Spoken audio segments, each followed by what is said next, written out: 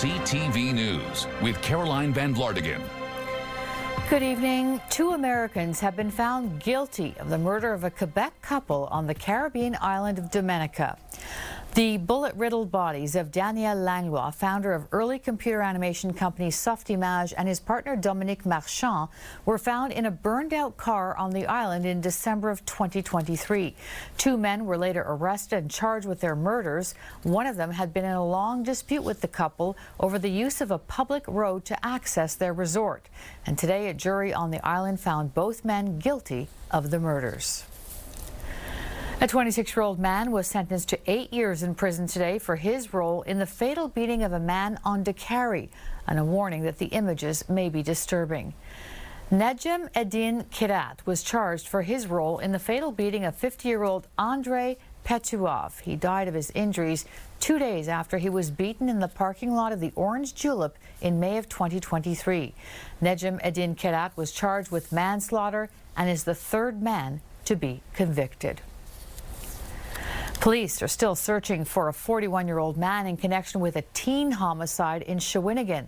Philippe Benoit now faces a first-degree murder charge in the death of a 16-year-old. Police allege the teenager was killed with a blunt object while being unlawfully confined.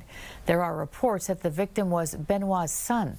Police are urging anyone who sees the suspect to not intervene but to immediately call 911. 5 police officers have been suspended for taking part in a high-speed chase in 2018 that left a woman seriously injured. The chase took place through a busy part of downtown Montreal and the Plateau Mont-Royal. Police from Montreal and the SQ chased a man with a suspended license through an area that was filled with pedestrians, schools, parks, and bike paths. A woman in her 40s was seriously injured while shoveling snow outside her home on Sherbrooke Street East. Quebec's Police Disciplinary Tribunal concluded that the officers should not have pursued the suspect through a densely populated urban area, and it also imposed suspensions of between 30 and 42 days on the officers and ordered 4 of the 5 to complete additional training related to police driving or pursuits. There was a major operation on Atwater today. A massive water pipe was being installed, replacing one that's old and could have burst, causing massive damage. Here's Kelly Gregg. It's an emergency replacement that so far is on track. We're not planting the flag. We're not declaring victory. We're saying so far, so good. This water pipe is a key link between the Atwater filtration plant and the McTavish Reservoir. It's so critical, this repair is the reason Montrealers have been asked to reduce their water consumption this summer. Work, the city says, is halfway done.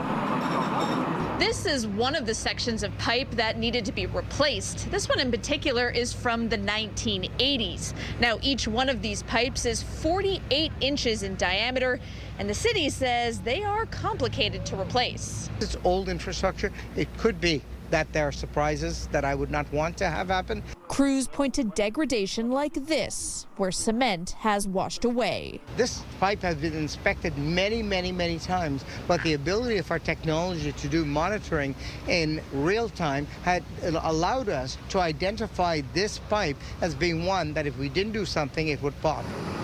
Situations like this one from 2024, where a pipe burst on Notre Dame Street, is what the administration is trying to avoid. According to the city, each Montrealer uses about 306 liters of water per day.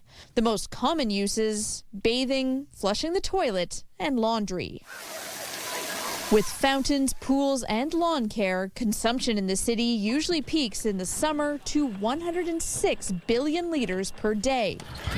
But the city says Montrealers have been listening. On Monday, it was 1.2 billion. To date, Mother Nature has been helpful, and I want to thank her profusely for her help on this one. And as for when the taps can be fully turned back on, if I was to give you a date, you'd be the first to come and knock on my door when the date's not been met. the expectation is the work will last until early September. The final but largest section of the repair starts on Monday.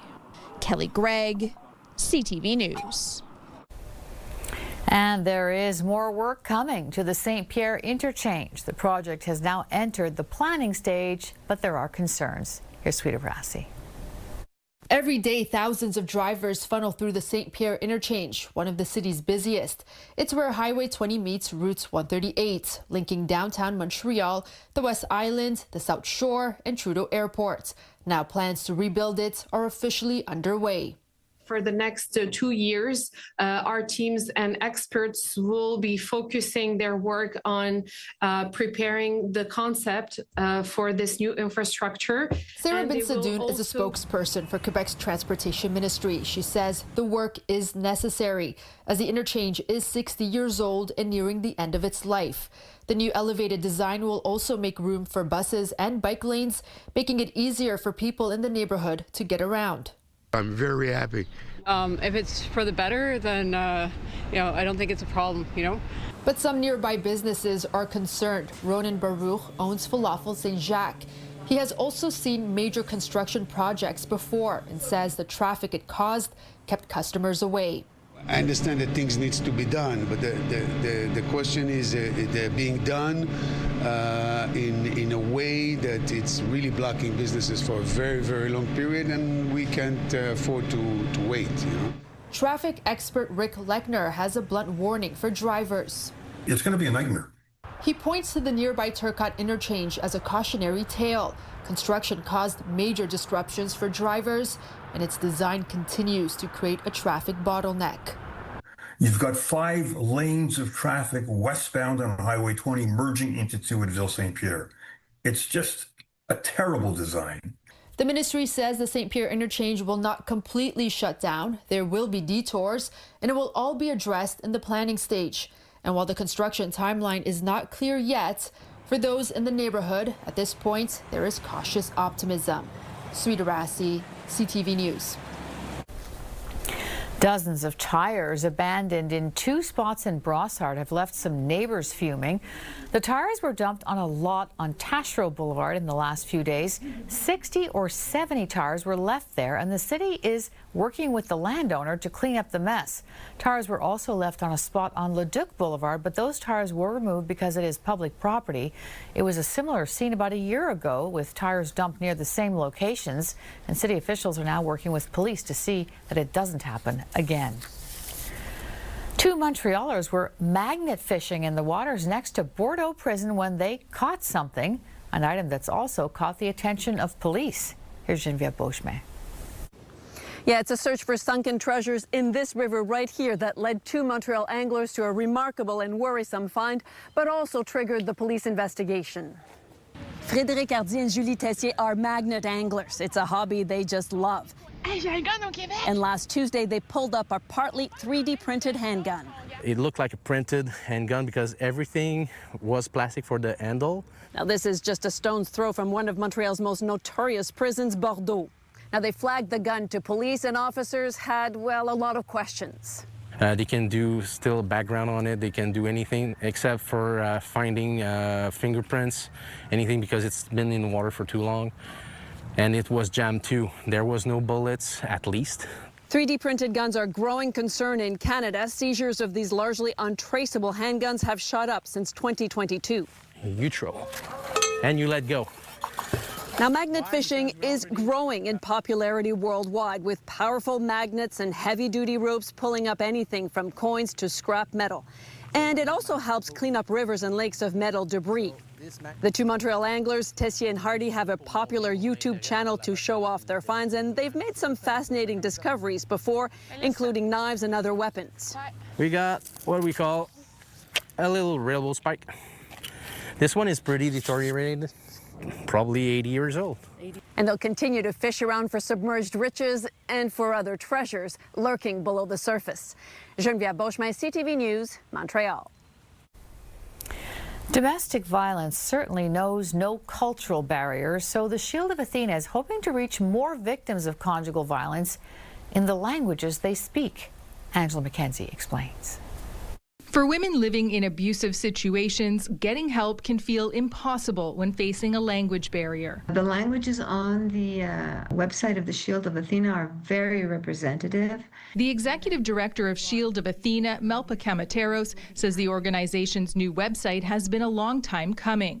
It's now available in 11 languages, including Arabic, Ukrainian, and Greek. The presence of language barriers, or the presence of or the non-presence of a network of support, or the presence of economic dependency. When it's encircled by other factors, the violence itself is reinforced. The available languages on the site are spoken by Shield of Athena intervention workers and represent many of the more than 800 women seeking their services. The new site also contains resources, and there's a quiz for those unsure if they're being abused. Then there's the quick exit button. Kamateros says abusers often monitor their partner's online activities. This is a sort of abuse as well, because it's surveillance. So we figured that a quick exit button would be something that would be very, very helpful in case, the partner came in unexpectedly and, she wanted to leave the site. She adds demand for these services has skyrocketed since the pandemic. The hope is the new website will help reach more women. We wanted accessibility, we wanted equality, and we wanted, justice for everybody in obtaining, the same information that people in Canada and Quebec are entitled to. Shield of Athena plans to add even more languages to its website to help ensure as many women as possible can find safe haven. Angela McKenzie, CTV News. Well, the price of many groceries have remained steady or even dropped this month, but prices for some items are on the rise. Researchers at Dalhousie University say prices for meat and fish have gone up by over 6%. That adds about $6 to the average grocery bill. And they say in Quebec, the rise is partly due to increased demand during the construction holiday. You want to look for promotions, and frankly, like we're right now past the middle mark of the construction holiday. So my guess is that you may actually find some good deals out there at the meat counter. So I wouldn't walk away altogether. Look for some deals. And my guess is that some merchants will want to move both beef and chicken for the second week of the construction holiday. So be on the lookout.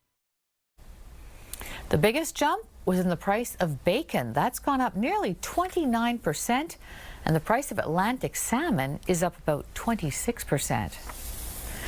The Quebec Poison Centre says it supports Quebec's proposal to have Benadryl taken off the shelves and moved behind the counter. By reclassifying and restricting access to Benadryl, pharmacists would be able to flag risks for overdoses. The Poison Centre says it is concerned about the growing number of poisonings. There were 603 cases in 2024, half of them accidental. There is a summer camp for teens who are curious about working in the trades. It's the first ever youth trades camp, and it's going on at the Verdun Adult and Career Centre. Here's Christine Long. Making friends and learning about pipe fittings, soldering, welding, and plumbing installations. Liam Murray says he's picking up skills at this summer camp. Because if you're more of a hands-on person, it's a fun thing to do. Instructors from the Verdun Adult and Career Centre give their campers hands-on experience in the school's labs. Willie Theriot has been a plumber since 1991 and can spot aptitude in some of these possible apprentices. Just by the way they handle their tools, the way they, attitude. But things could change, so I train them good and they get better. They get much better. In 1 week, this camp covers technical learning, essential tools, and safety practices. All of our campers are from the school board, the Lester Pearson School Board, so they're all part of our network, our secondary schools. They're between the ages of 14 and 16, and so we're hopefully giving them that earlier exposure to trades as a viable study and career pathway.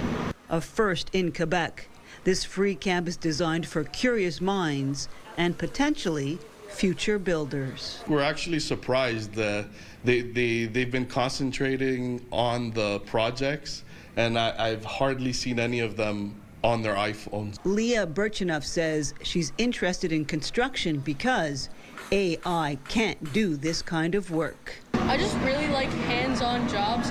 Plus, trades is where the money's at. Plans are already in the works for a 2-week camp next summer. No commitment is required, but certainly this real-world experience has sparked some interest in skilled trades. Christine Long, CTV News. Rogers and Amazon Prime have announced a 12-year NHL partnership. Starting this coming season, all Wednesday night games in English and French will be available exclusively on Prime. The streamer will also show 2 first-round playoff series and 1 second-round playoff series through a sub-licensing agreement. The deal comes after CBC said it will no longer air NHL games. And still to come, calls for a public inquiry into the deaths of 3 minors. The deaths of 3 children last March while under the care of Batshaw Youth and Family Centres has sparked calls for a public inquiry from CRAR. The deaths include 2 teens who died by suicide and a 4-year-old girl who also died. Foniemi is the Director of the Center for Research Action on Race Relations and joins us now. So, Fo, the coroner is already investigating the deaths of these 3 children. Why do you think that will not be enough? Well, because unless we go public with the public coroner's inquest, we will never get all the answers. We'll never know exactly what happened. We'll never know who was involved. We'll never know who was responsible or who should be held responsible. And we will never know exactly what were the factors that led to this kind of tragic ending for 3 children. It's not the first time it's happened, and we really need to have more transparency. I believe that as a society, if we value children's lives and children's rights, we should do better than have a private coroner's inquiry that will not shed light on the circumstances of these deaths. And we'll never know exactly what happened, especially with an agency that has been the target of public criticism in the past and public investigation by the Human Rights Commission in the past. Right, and I want to talk about that in a second, but the union at Batshaw says that staffing issues are a part of this, and it has been reported that 2 of the kids were on waiting lists for home visits by social workers who already have large caseloads. Are you concerned that this is about more, though, than staffing issues, that there may be other systemic flaws at play here?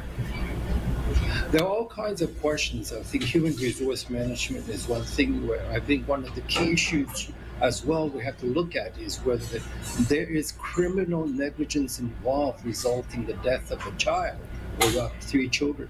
So there is more than an issue of shall we say, staff management or resource management. There should be all kinds of investigation. Of course, the professional corporation, the social worker should look into it as well. But unless these investigations are conducted in a public way, we'll never know the truth and things will continue to be hidden under the carpet. I hope that there will be more people inside the system who will come out, and the union will also come out to ask for at least a public coroner's inquest. Well, the CAQ government began its mandate with a commission into youth protection after the death of the girl in Granby, and these issues were supposed to be fixed then. Will another commission or public inquiry make a difference at this point? Well, the Law Commission inquiry was so comprehensive and designed to overhaul the entire youth protection system. And the report came out in 2021, and it's a very huge basically change that was recommended by the Commission of Inquiry. But now we're looking at something that is more specific to the English-speaking youth protection system called Batshaw.